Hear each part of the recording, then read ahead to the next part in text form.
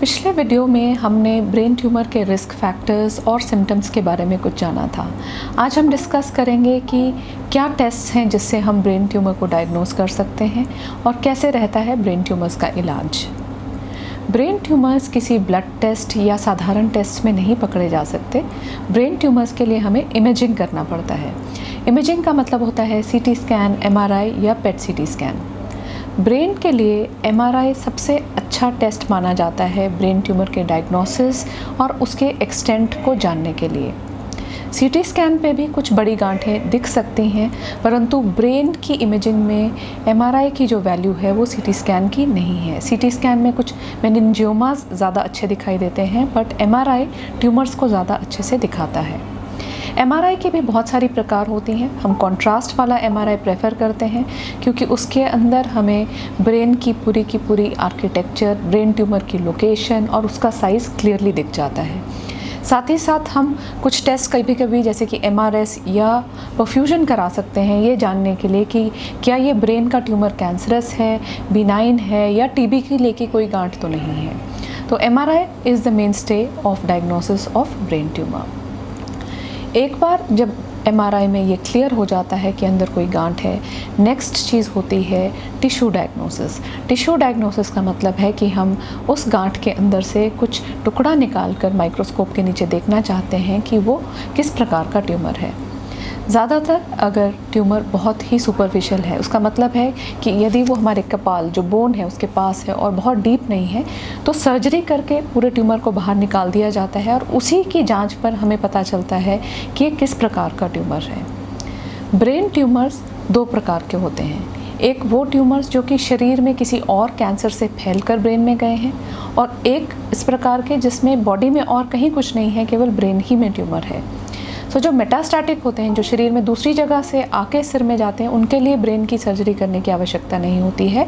शरीर के दूसरे हिस्से से ही हमें डायग्नोसिस मिल जाता है। परंतु जो ब्रेन के प्राइमरी ट्यूमर्स होते हैं उसमें सर्जिकली हमें ट्यूमर की हिस्टोलॉजी पता चलती है। हिस्टोलॉजी से हमारा अर्थ है कि वो ग्रेड क्या है ट्यूमर का, जिसके बेसिस पे आगे ट्रीटमेंट होनी है। अधिकतर कैंसर्स जो शरीर के होते हैं उनके अंदर स्टेज होती है, स्टेज 1, 2, 3 और 4। लेकिन जो ब्रेन ट्यूमर्स होते हैं उनमें स्टेज की बजाय ट्रीटमेंट में ग्रेड्स होते हैं, ग्रेड 1, ग्रेड 2, ग्रेड 3 और ग्रेड 4। ग्रेड 1 जो है थोड़ा सा स्लो ग्रोइंग ट्यूमर्स होते हैं और उनमें सर्जरी ज़्यादातर ट्रीटमेंट का मेजर हिस्सा होता है। अगर पूरा ट्यूमर निकाला जा चुका है, पेशेंट 40 वर्ष से कम आयु का है और कोई दिक्कत नहीं है, तो सर्जरी केवल पूरा ट्रीटमेंट माना जाता है, उसमें आगे और ट्रीटमेंट नहीं दिया जाता। ग्रेड 2 में अगर इनकम्प्लीट रिमूवल है या पेशेंट 40 वर्ष से अधिक है या कुछ और ऐसे पैरामीटर्स हैं जिसके चलते उसको अग्रेसिव माना जा रहा है, तो एडिशनली आगे रेडिएशन और कभी कभार कीमो की भी आवश्यकता रहती है। ग्रेड 3 और ग्रेड 4 ट्यूमर्स में आगे ट्रीटमेंट देना मैंडेटरी होता है, चाहे वो सर्जरिकली पूरा निकाला जा चुका है या नहीं, क्योंकि इन ग्रेड 3 और ग्रेड 4 ट्यूमर्स में वापस आने की बहुत ज़्यादा प्रवृत्ति होती है।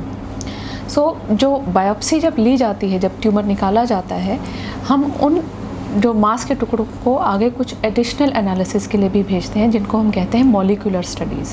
मॉलिक्यूलर स्टडीज़ जैसे कि IDH, ATRX, MGMT, P53, GFR, इससे हमें एडिशनल इन्फॉर्मेशन ट्यूमर के बारे में मिलती है, जिससे कि हम एडिशनल कुछ मेडिकल टूल्स और अप्लाई कर सकते हैं ट्रीटमेंट के लिए, और साथ ही साथ प्रिडिक्ट कर पाते हैं कि क्या ये ट्यूमर ज़्यादा जल्दी लौट के आएगा या नहीं। तो मोटे तौर पे ब्रेन ट्यूमर्स की प्राइमरी ट्रीटमेंट रहती है सर्जरी। कुछ केसेस में कभी ट्यूमर बहुत गहरे हिस्से पे इफ़ेक्टेड होते हैं या ऐसे किसी ब्रेन के हिस्से में इफ़ेक्ट करते हैं जिन्हें सर्जिकली हम टच नहीं कर सकते हैं, एलोकेंट एरियाज जिन्हें हम कहते हैं, तब केवल बायोप्सी लिया जाता है और फर्दर ट्रीटमेंट रेडिएशन और कीमो से किया जाता है। ग्रेड 1, ग्रेड 2 ट्यूमर्स काफ़ी देर तक कंट्रोल किए जा सकते हैं। पेशेंट कभी अगर अच्छी सर्जरी और अच्छी पूरी ट्रीटमेंट होती है तो 14-15 वर्ष तक अपनी लाइफ सिक्योर कर पाते हैं। ग्रेड 3 ट्यूमर्स में अधिकतम 3.5 वर्ष की आयु जो है पेशेंट्स की पाई जाती है with full treatment. Grade 4 tumours थोड़े एग्रेसिव होते हैं, उनमें एक average life of 15 to 18 months predict की जाती है एज़ पर फाइंडिंग्स।